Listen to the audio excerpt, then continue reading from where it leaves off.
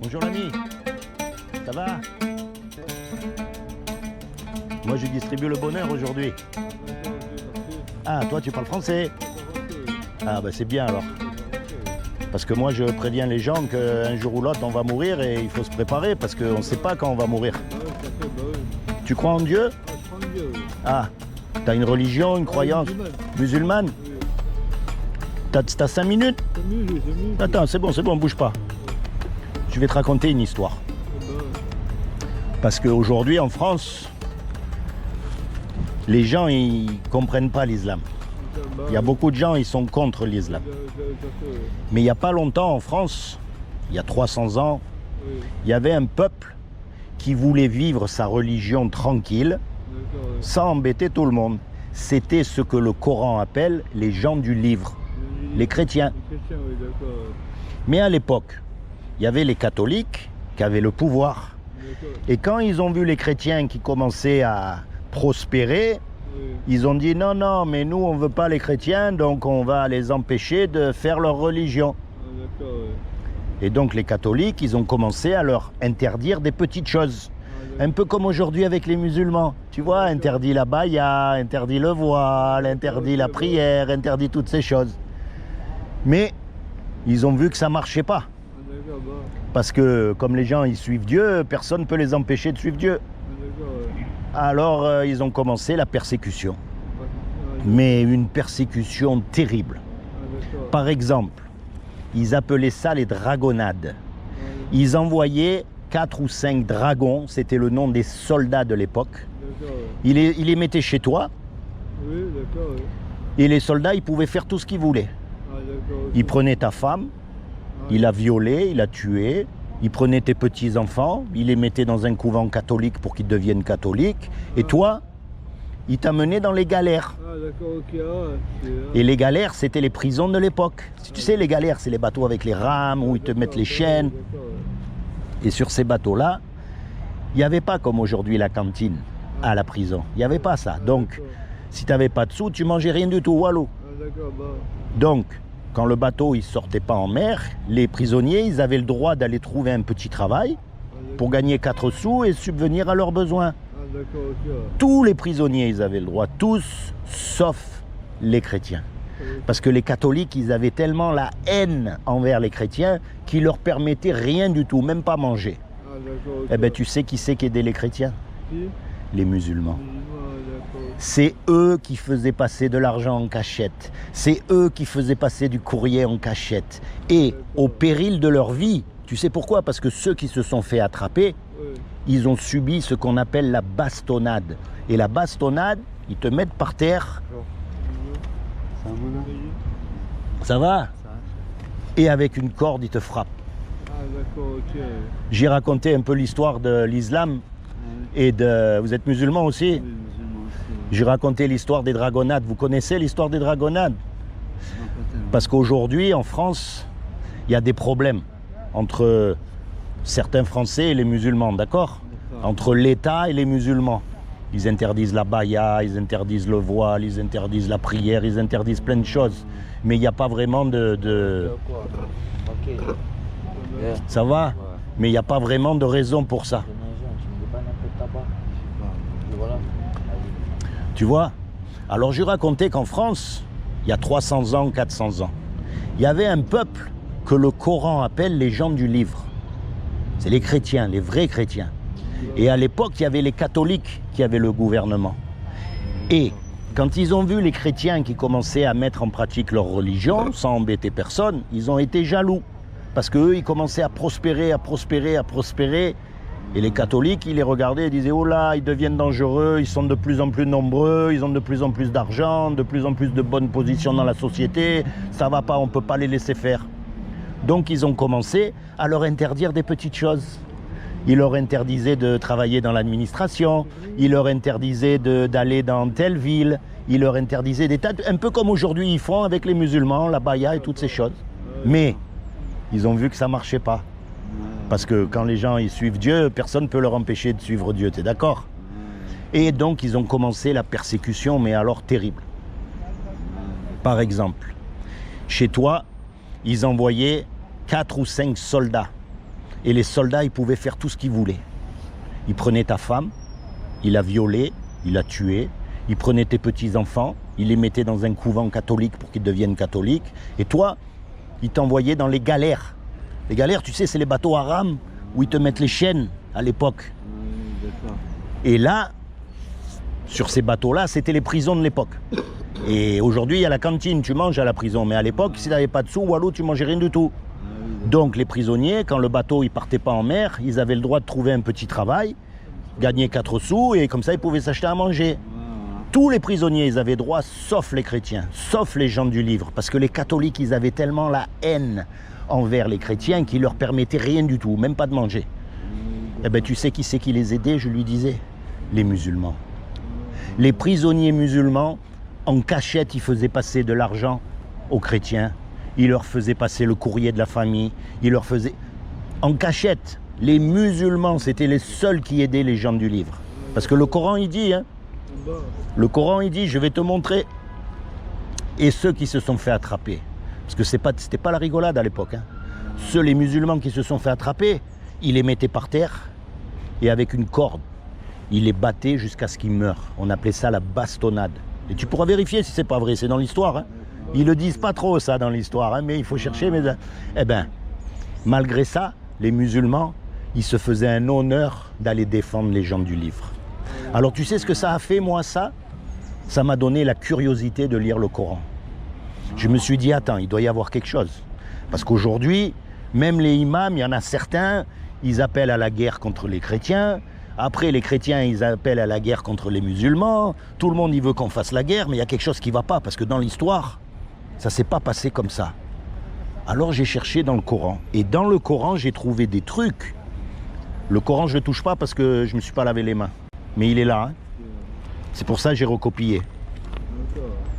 Ce que j'ai trouvé dans le Coran, d'abord, c'est que le Coran, il enseigne qui est le véritable chrétien et qui est le faux chrétien.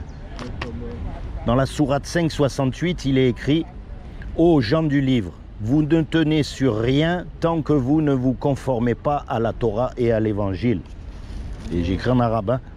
Ça veut dire que le vrai chrétien, c'est celui qui vit en accord avec la Torah et les évangiles. Celui qui suit la Torah et les évangiles. C'est pas d'avoir une croix là, hein. Ça veut rien dire. Donc le musulman, il regarde la personne, il dit, fais voir comment il vit lui. Regarde comment il est, fais voir. Fais voir, est-ce qu'il fait du bien autour de lui? Est-ce qu'il est raciste? Est-ce qu'il aide les musulmans? Est-ce qu'il... Ah, mais il vit pas suivant la Torah et les évangiles. Alors c'est pas un vrai chrétien. Tu vois, et c'est le Coran qui enseigne. Pourquoi je dis ça? Parce que le Coran, il enseigne que le véritable chrétien, il aime le véritable musulman. C'est écrit dans le Coran. Tu trouveras certainement que les juifs et les associateurs sont les ennemis les plus acharnés des croyants, et tu trouveras certes que les plus disposés à aimer les croyants sont ceux qui disent « nous sommes chrétiens ». Maintenant, quelqu'un qui t'aime, dans le bon sens du terme, il ne va pas te mentir, il ne va pas te trahir, il ne va pas parler mal de toi, il va tout faire pour t'aider, on est d'accord? Donc quand tu entends le gouvernement qui critique les musulmans et après qui dit on est une société judéo-chrétienne, ben toi tu peux dire mais c'est pas vrai. Parce que voilà ce qu'il y a écrit. Les vrais chrétiens, ils aiment les vrais musulmans. Tu vois? Il y a même marqué une chose, ça parce que des fois il y a des imams, il faut reconnaître qu'ils exagèrent. C'est vrai. Ils sont là, ils veulent tuer tout le monde, ils appellent à l'antifada, ils appellent à ceci, à cela. Mais regarde ce qu'il y a écrit. Et ne discutez que de la meilleure façon avec les gens du livre. Sauf ceux d'entre eux qui sont injustes, c'est-à-dire les faux, les hypocrites, ceux qui ne vivent pas suivant la Torah et les évangiles. Mais toi, si tu veux être un bon musulman, ne discutez que de la meilleure façon avec les gens du livre, c'est-à-dire avec respect, avec écoute, même s'il n'est pas d'accord avec toi. Parce que qu'est-ce qu'il y a écrit dans le Coran? Il y a écrit que si Dieu avait voulu, tout le monde y serait musulman. Mais ça veut dire que Dieu a permis qu'il y ait des musulmans et qu'il y ait des non-musulmans. Donc tu ne peux pas forcer quelqu'un à devenir musulman, il faut que ça vienne du cœur. Tu vois? Regarde, il y a même écrit dans le Coran que le véritable musulman, il peut croire le véritable chrétien. Et si tu es en doute sur ce que nous avons fait descendre vers toi, interroge alors ceux qui lisent le livre révélé avant toi. La vérité certes t'est venue de ton Seigneur, ne sois donc point de ceux qui doutent. C'est écrit dans le Coran. Donc toi, on va dire, tu as une question sur Dieu, que tu ne comprends pas. Tu peux aller voir le vrai chrétien, hein, pas le curé là-bas dans la nain, le vrai. Tu peux l'écouter et le croire. C'est ce qui te dit le Coran. Tu vois? Maintenant, pour savoir si c'est un vrai chrétien ou pas, tu dois connaître la Torah et les évangiles. Si tu ne sais pas ce qu'il y a écrit dedans, comment tu vas faire? Donc c'est pour ça que le Coran il dit que le véritable musulman, il doit suivre l'Injil. Et nous avons envoyé après eux Jésus, fils de Marie, pour confirmer ce qu'il y avait dans la Torah avant lui. Et nous lui avons donné l'évangile, l'Injil, où il y a guide et lumière pour confirmer ce qu'il y avait dans la Torah avant lui, et un guide et une exhortation pour les pieux. Tu vois comment les religieux, ils nous font croire des choses que c'est pas écrit dans le livre? Alors qu'en fait, on n'est pas là pour faire la guerre, mais on est là pour s'entraider, parce qu'un jour ou l'autre, on va mourir tous. Hein. Il n'y en a pas un qui ne va pas mourir ici. Hein. Et c'est après qu'on va rendre les comptes. Hein. On est d'accord? Tu vois, regarde, ça c'est ce qui m'a tué à moi. C'est quand j'ai vu dans le Coran que le véritable musulman, il doit obéir à Jésus. Et quand Jésus apporta l'épreuve, il dit: je suis venu à vous avec la sagesse et pour vous expliquer certains de vos sujets de désaccord. Craignez Dieu, Allah, donc, et obéissez-moi. Et c'est écrit en arabe, hein, tu peux vérifier si j'ai fait des fautes. Hein. Tu pourras vérifier si j'ai fait des fautes, tu vois. Alors, la question, qu'est-ce qu'ils disent les chrétiens? Les vrais. C'est ça qu'il faut que le musulman il sache. Le vrai chrétien, il dit que quand on meurt, on va être jugé par rapport au bien et au mal qu'on a fait. Et le problème, c'est qu'on a tous fait du mal. Il n'y a pas un homme qui pourra dire, moi, j'ai tout fait de bien, je mérite d'aller au paradis. C'est pas vrai. Pas un. Ni l'imam, ni le curé, ni le juif. Il n'y a pas un qui pourra dire, moi, je mérite d'aller au paradis, j'ai tout fait de bien. On a tous transgressé la loi de Dieu. Parce que les 10 commandements, ils sont pour tout le monde. La loi de Dieu, elle dit, tu ne mentiras pas. Qui c'est ici qui a jamais menti? Moi qui suis plus vieux que vous, j'ai dû mentir encore plus que vous. La loi, elle dit, tu ne voleras pas. Qui c'est qui a jamais pris quelque chose qui n'est pas à lui? Moi, j'ai dû prendre plus de choses qui ne sont pas à moi que vous, je suis plus vieux que vous. On a tous cassé la loi. Et quand on va être devant Dieu, Dieu, il va dire, voilà, vous avez cassé la loi, le jugement, il tombe, c'est l'enfer pour l'éternité. Ça, c'est ce qu'on mérite. Tous. Ça, c'est la mauvaise nouvelle. Ça, c'est le diagnostic. Mais heureusement que Dieu, c'est un créateur, c'est lui qui a tout créé. Et quelqu'un qui crée, eh ben, il aime ce qu'il crée. Et quelqu'un qui aime, il ne veut pas nous envoyer en enfer. Donc il a fait quelque chose pour que vous et moi, malgré qu'on soit coupables, on puisse éviter d'aller en enfer. Eh bien, ce qu'il a fait, c'est qu'il a envoyé Jésus pour nous sauver. Et il a dit, quiconque croit que Jésus est est le Fils de Dieu et qu'il est ressuscité des morts, il aura la vie éternelle à mes côtés. C'est une question de croire. Nous, on a cassé la loi, on a besoin d'un avocat. Donc celui qui choisit Jésus comme son avocat pour le jour du jugement dernier, c'est le meilleur des avocats puisqu'il est Dieu sur terre. Eh bien, il est sûr d'être sauvé. C'est ça qui est important. Tu comprends?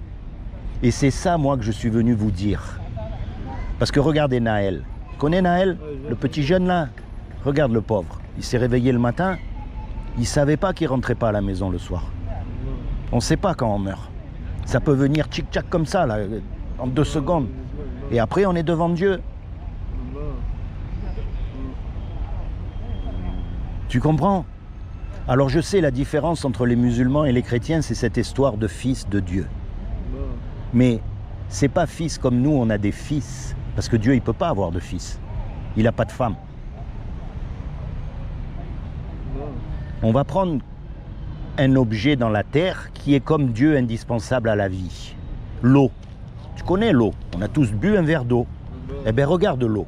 L'eau, elle peut être sous forme de glace, elle peut être sous forme de liquide, ou elle peut être sous forme de gaz. On est d'accord?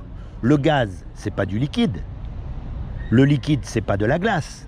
Et pourtant, c'est la même eau. Eh bien Dieu c'est pareil. Pour pouvoir venir sur la terre, il a été obligé de prendre une forme humaine. Et donc il s'est transformé en Jésus. C'est pour ça qu'on l'appelle fils de Dieu. C'est pas parce que c'est le fils comme nous, on a des fils. Dieu il peut pas avoir de relations sexuelles, il n'a pas un corps comme nous. Tu vois, et c'est ça qu'il faut croire, c'est très important. Donc moi je prie vraiment pour que tous les deux là vous soyez sauvés. Que vous pensiez à ce que je vous ai dit. C'est très important les amis. Parce que là sur la terre, vous savez, qu'on soit riche, qu'on soit beau, qu'on soit pauvre, qu'on soit dans la galère ou pas, ça s'arrête. Mais après, là-bas, ça s'arrête plus. Tu lis l'arabe? Je lis un peu. Tu lis l'arabe aussi? Non, je sais pas le lire. Tu sais pas lire l'arabe? Dommage. Sinon, je t'aurais offert un injil en arabe. Tu connais l'injil? Tu veux lire l'injil en arabe? Mon frère, il lit un peu. C'est quoi, c'est le Coran? L'injil. L'injil, c'est la Torah, c'est le Nouveau Testament. D'accord, bah, ça, okay. Parce que le Coran, il dit qu'il faut que tu connaisses l'injil. Ah, d'accord, ok. Ouais. Bah, je le passe à mon frère, il lit l'arabe. Ça, merci. Toi, tu lis pas l'arabe? Mais non, mais pas la peine.